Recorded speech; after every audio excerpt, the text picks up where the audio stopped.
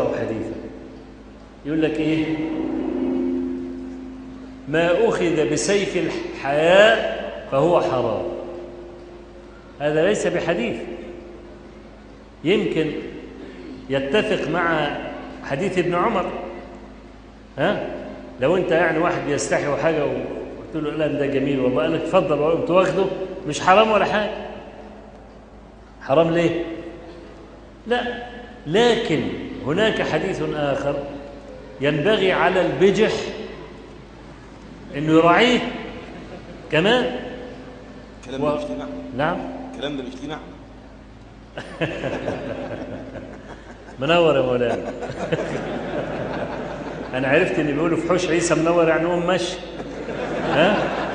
ما أعرفش العهدة على الشيخ علاء والذي قال هذا منور. واحنا كنا بنقع في الغلطة دي إن الراجل يقعد عشان ياكل نقول له منور، ما بيقومش برضه عندنا.